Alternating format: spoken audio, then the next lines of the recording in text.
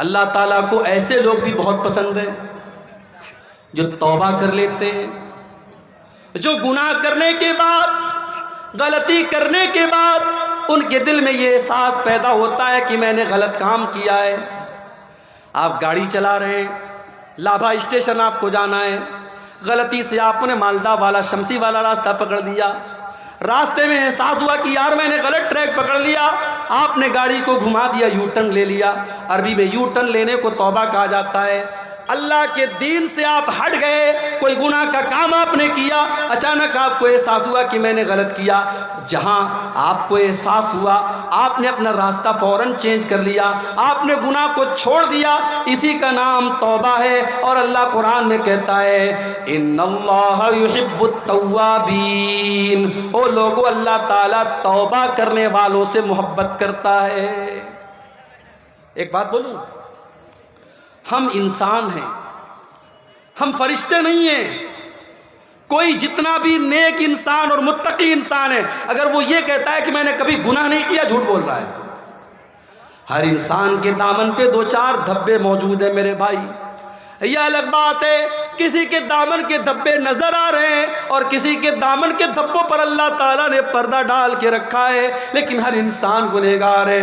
گناہ کا ہونا یہ بڑی بات نہیں ہے، گناہ کا ہو جانا یہ کوئی بہت بڑی بات نہیں ہے۔ گناہ کے ہونے کے بعد دل میں اگر یہ فیلنگ آ رہی ہے، یہ احساس ہو رہا ہے کہ ہم نے غلط کام کیا ہے اور آدمی توبہ کر لیتا ہے، تو ایسے لوگوں اللہ تعالیٰ کیا کامیاب ہو جائیں گے۔ اللہ نے فرمایا والذین اذا فعلوا فاحشة او ظلموا انفسهم ذکروا اللہ، میرے نیک بندے وہ ہیں، میرے جنتی بندے وہ ہیں، جب ان سے کوئی غلط کام ہو جاتا ہے، کوئی گناہ کا کام ہو جاتا ہے، جب وہ اپنی جان کے اوپر ظلم کر لیتے ہیں، ذکروا اللہ، وہ اللہ تعالیٰ کو یاد کرتے ہیں، فاستغفروا لذنوبہم، اور اپنے گناہ کی معافی مانگتے ہیں، اللہ سے اپنے گناہ سے توبہ کرتے ہیں، استغفار کرتے ہیں۔ وَمَن يَغْفِرُ الذُّنُوبَ إِلَّا اللَّهُ، اور اگر اللہ تعالیٰ معاف نہیں کرے گا تو کون کرے گا؟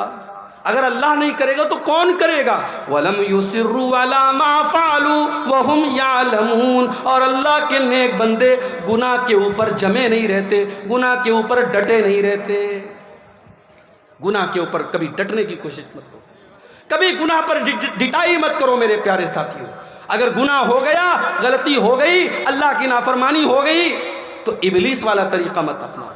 ابلیس کا طریقہ کیا تھا؟ ابلیس نے غلط کام بھی کیا، اور جب اللہ تعالیٰ نے کہا کہ تو نے سجدہ کیوں نہیں کیا آدم کو، تو ابلیس نے ڈھٹائی سے کام لیا۔ ابلیس نے کہا میں کیوں سجدہ کروں، میں بہتر ہوں آدم سے، تو نے آدم کو مٹی سے بنایا، مجھے آگ سے بنایا، میں کیوں سجدہ کروں آدم کو۔ ابلیس نے گناہ بھی کیا، اور گناہ کرنے کے بعد اپنے گناہ کی دلیل بھی دینے لگا اور گناہ کے اوپر ڈٹ گیا۔ ابلیس کا طریقہ مت اپنائیے، آدم کا طریقہ اپنائیے۔ آدم علیہ السلام سے غلطی ہو گئی، ان کو احساس ہوا کہ میں نے بہت بڑا گناہ کر دیا، انہوں نے اللہ کی بارگاہ میں توبہ کی۔ ہمارے باپ آدم نے بھی کی اور ہماری ماں حوا نے بھی کی۔ ربنا ظلمنا انفسنا وان لم تغفر لنا وترحمنا لنکونن من الخاسرین، اے ہمارے پروردگار، ہم نے اپنی جان کے اوپر بہت ظلم کر لیا، بہت غلطی کر لی، اے اللہ اگر تو نے نہیں بخشا اور تو نے رحم نہیں کیا تو ہم خسارہ اٹھانے والوں میں سے ہو جائیں گے۔ تو توبہ کرنے والے اللہ تعالیٰ کو بہت پسند ہے۔ اور آگے بڑھیے، اللہ تعالیٰ کو پاک صاف لوگ بھی بہت پسند ہیں۔ پاک صاف بجھتے پاریں، سمجھ رہے پاک صاف کس کو کہتے ہیں؟ جو ہر اعتبار سے پاک رہتا ہو، شریر بھی پاک، آتما بھی پاک، ظاہر بھی پاک اور باطن بھی پاک، جسم بھی پاک اور روح بھی پاک۔ اللہ کو پاک لوگ بہت پسند ہیں۔ عورتوں کو جو پیریڈ آتا ہے، صحابہ نے اللہ کے نبی سے پوچھا کہ اللہ کے نبی جب عورتیں پیریڈ میں ہوں تو کیا ہم ان کے ساتھ کھانا کھا سکتے ہیں کہ نہیں، ان کے ساتھ اٹھ بیٹھ سکتے ہیں کہ نہیں، ان کے شریر کو ٹچ کر سکتے ہیں کہ نہیں؟ اللہ نے قرآن کی آیت نازل کر دی، وَيَسْأَلُونَكَ عَنِ الْمَحِيضِ، اے نبی لوگ آپ سے سوال کرتے ہیں عورتوں کے پیریڈ کے بارے میں، قل ہوا اذا، آپ بتا دیجئے کہ وہ عورتوں کے لیے تکلیف کا ٹائم ہوتا ہے، وہ عورتوں کے لیے تکلیف کا ٹائم ہوتا ہے۔ فاعتزلوا النساء فی المحیض، جب پیریڈ کا ٹائم آ جائے تو عورتوں سے دور رہنا۔ دور رہنے کا مطلب یہ ہے ان سے سنبندھ نہیں بنانا، ان سے تعلق قائم مت کرنا۔ فَإِذَا تَطَهَّرْنَا، جب ان کا پیریڈ ختم ہو جائے، وہ پاک ہو جائیں، وہ غسل کر لیں۔ فَاتُوهُنَّ مِنْ حَيْثُ أَمَرَكُمُ اللَّهُ، تو اے مسلمانوں اب تم اپنی بیوی سے ملاقات کر سکتے ہو اس طریقے سے جس طریقے سے اللہ تعالیٰ نے تم کو حکم دیا ہے۔ اس کے بعد فرمایا کہ ان اللہ یحب التوابین ویحب المتطہرین، اللہ تعالیٰ کو توبہ کرنے والے لوگ پسند ہیں اور اللہ تعالیٰ کو پاک صاف لوگ پسند ہیں۔ پاک صاف لوگ پسند ہیں۔ غیر مسلم کو دیکھو، کھڑا ہو کے پیشاب کرتا ہے، پیٹ کی زپ کھولا، پیشاب کیا، پیٹ کی زپ بند، کام ختم۔ پیشاب کہاں پڑا؟ شریر پہ پڑا، ہاتھ میں پڑا، پیر پہ پڑا، کپڑے پہ پڑا، کوئی مطلب نہیں۔ مسلمان کہیں بھی چلا جائے وہ یا تو پانی تلاش کرے گا، پانی نہیں ہے کنکر پتھر تلاش کرے گا، بغیر استنجا کیے، بغیر پاکی اور صفائی کیے وہ پیشاب نہیں کرے گا۔ اور یہی فرق ہے ہمارے اور دوسروں کے بیچ میں۔ ہمارے نبی نے ہمیں پیشاب اور پاخانہ کرنے کے آداب بھی بتائے ہیں میرے بھائی، استنجا کرنے کے آداب بھی بتائے ہیں، کیسے استنجا کرنا ہے اور کیسے نہیں کرنا ہے۔ صفائی ستھرائی ہمارے دین کے اندر۔ جمعہ کے دن تو غسل کرنا واجب ہے، ضروری ہے، کمپلسری ہے۔ اکثر علماء کہتے ہیں حدیث کے جو الفاظ ہیں کہ جمعہ کے دن غسل کرنا واجب ہے، اس لیے بلا کسی مجبوری کے اور بلا کسی بیماری کے جمعہ کے دن گنجائش نہیں ہے۔ جمعہ کے دن تو ہر حال میں آپ کو غسل کرنا ہے۔ ناپاک ہو گئے آپ، بیوی سے ملاقات آپ نے کر لی، اب شریعت کہہ رہی ہے آپ قرآن نہیں چھو سکتے، آپ نماز نہیں پڑھ سکتے، پہلے جا کر کے غسل کیجئے، پاکی حاصل کیجئے، اس کے بعد آپ نماز پڑھیں۔ میرے پیارے ساتھیوں، ہمارے دین سے زیادہ پاکی صفائی آپ کو کہاں ملے گی؟ ہمارے دین میں سب سے اہم عبادت نماز ہے اور نماز کے لیے پاکی کا ہونا ضروری ہے۔ اگر پانی کے ذریعے پاکی ہو رہی ہے بہت اچھی بات ہے، اگر پانی اویلیبل نہیں ہے، اگر پانی نہیں مل رہا ہے، اللہ تعالیٰ قرآن میں کہتا ہے فَتَيَمَّمُوا صَعِيدًا طَيِّبًا، اگر پانی نہیں مل رہا ہے یا تم بیمار ہو گئے ہو اور پانی کا استعمال کرنے سے اور زیادہ بیمار ہونے کا ڈر ہے تو تم تیمم کر لیا کرو، پاک مٹی کے ذریعے پاکی حاصل کر لیا کرو۔ تو اسلام کے اندر پاکی کی بڑی اہمیت ہے۔ کپڑا بھی پاک ہونا چاہیے، نماز آپ پڑھ رہے ہیں وہ جگہ بھی پاک ہونی چاہیے، اور سب سے بڑھ کر جسم کو جتنا بھی پاک کر لیا، اگر اندر سے انسان گندا ہے، مشرک ہے اور اندر سے نجس اور ناپاک ہے تو وہ جتنا بھی صابن سے اور شیمپو سے نہا لے کوئی مطلب نہیں ہو سکتا۔ اسی لیے قرآن کہتا ہے انما المشرکون نجس، مشرک لوگ ناپاک ہیں، فلا یقربوا المسجد الحرام، جو مشرک ہے وہ ہماری مسجد کے قریب نہ آئے، وہ خانہ کعبہ کے قریب نہ آئے۔ اے اللہ، وہ تو صابن سے نہاتا ہے، وہ تو شیمپو سے نہاتا ہے، اللہ نے فرمایا اس کا شریر تو پاک ہے، اس کا جسم تو پاک ہے، مگر جو اللہ کے علاوہ کسی غیر کے در پہ جا کے سر جھکا رہا ہے اس کا شریر تو پاک ہے لیکن اس کی روح ناپاک ہے، وہ اندر سے ناپاک ہے، ایسا آدمی میرے خانہ کعبہ کے قریب نہ آئے۔ تو اپنے عقیدے کو بھی پاک کرو۔ ابھی کچھ دنوں پہلے میرا ایک پروگرام تھا بریلی میں۔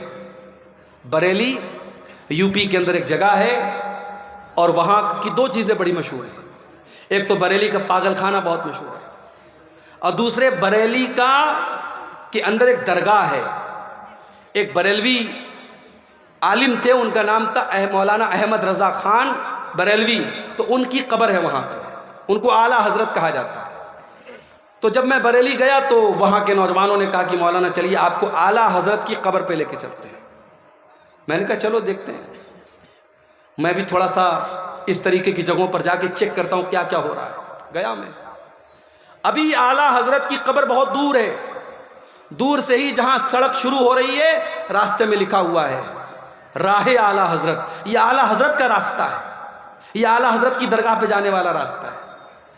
بہرحال میں گیا اندر، جیسے جیسے میں اندر جا رہا ہوں चादर की दुकानें, फूल माला की दुकानें, टोपी की दुकान, घड़ी भी मिल रही है तो घड़ी के ऊपर आला हजरत का निशान बना हुआ है, कैलेंडर मिल रहा है, कैलेंडर पर आला हजरत का निशान, टोपी मिल रही, टोपी पर आला हजरत का निशान।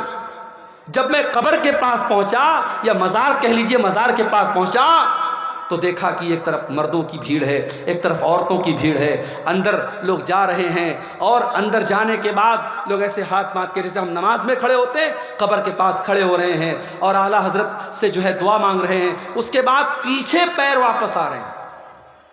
सोचो मेरे भाई, मस्जिद में आदमी जाता है तो सीधे सीधे जाता है, सीधे सीधे चल के आता है, मगर किसी बुजुर्ग की कब्र पे जा रहा है, उसकी इतनी इज्जत कर रहा है, उसका इतना एहतराम कर रहा है कि सीधे अगर जा रहा है तो फिर उल्टे उधर पीट करके नहीं आता है, बल्कि वैसे ही लौटता है, ताकि बुजुर्ग की बेहुरमती ना हो जाए, उनकी बेइज्जती ना हो जाए। ये मंजर मैंने देखा, मुझे कुरान की आयत याद आई, इन्नल्लाह युहिब्बुत तव्वाबीन व युहिब्बुल मुतत्ताहिरीन। अल्लाह ताला पाक लोगों से मोहब्बत करता है। मेरे प्यारे साथियों, जो इंसान अल्लाह के अलावा किसी कब्र पे जाके सर झुकाता है, किसी दरगाह पे जाके सर झुकाता है, किसी पेड़ के पास जाके सर झुकाता है, किसी पत्थर के बुत के आगे सर झुका रहा है, वो जितना भी परफ्यूम से नहा ले, वो खुशबू में बसा ले, वो नहा ले, वो गुस्ल कर ले, वो नापाक ही रहेगा, वो पाक नहीं हो सकता है। अल्लाह के यहाँ पाक वो है जिसका दिल पाक हो, जिसका अकीदा पाक हो, जिसके दिल में ईमान हो, जिसके दिल में तौहीद हो।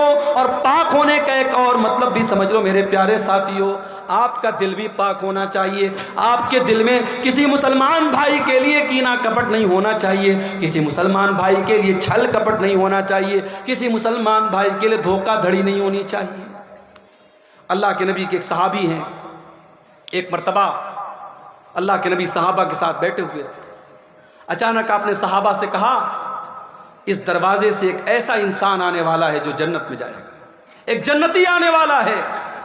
सहाबा ने अपनी नजरें दरवाजे की तरफ टिका दी, देखे कौन आ रहा है। सहाबा ने देखा कि एक अंसारी साहबी वजू करके चले आ रहे हैं और दाढ़ी से वजू का पानी टपक रहा है और हाथों में जूता चप्पल लेके चले आ रहे हैं। सहाबा ने सोचा चलो होगी इनके अंदर कोई खास बात। दूसरा दिन फिर आया, फिर अल्लाह के नबी ने फरमाया एक जन्नती आदमी आने वाला है। वही सेम साहबी उसी सेम कंडीशन में हाथों में जूता चप्पल लेके और वजू करके चले आ रहे हैं, दाढ़ी से वजू का पानी टपक रहा है। 3 दिन तक लगातार ऐसा होता है। एक साहबी कहते हैं मैं पता लगाने के लिए उस अंसारी साहबी के पीछे पीछे गया। जब वो अपने घर में जाने लगे, मैंने कहा मेरे अंसारी भाई, मेरे बाप से झगड़ा हो गया है और मैंने कसम खाई है मैं 3 दिन तक अपने बाप के घर में नहीं जाऊंगा। ऐ मेरे अंसारी भाई, क्या 3 दिन तक आप मुझे अपना मेहमान बना लेंगे, क्या अपने साथ अपने घर में रखेंगे? अंसारी साहबी ने कहा कोई बात नहीं, आप 3 दिन तक मेरे मेहमान बन जाइए।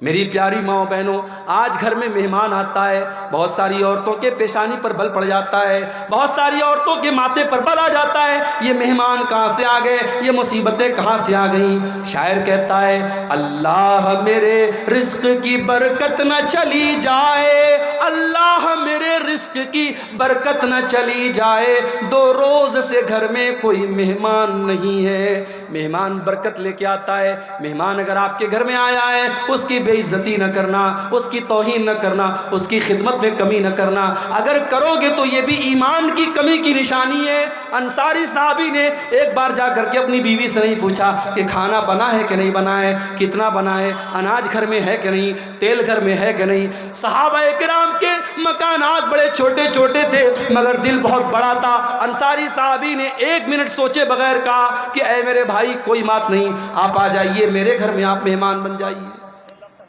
सहाबी गए, 3 दिन तक अंसारी साहबी के घर में रहे और 3 दिन जब उन्होंने गुजारा तो देखा कि जितनी नमाज हम पढ़ते हैं वो भी पढ़ते हैं, जितनी नेकी हम करते हैं वो भी करते हैं, कोई खास बात नहीं है, कोई स्पेशल बात नहीं है।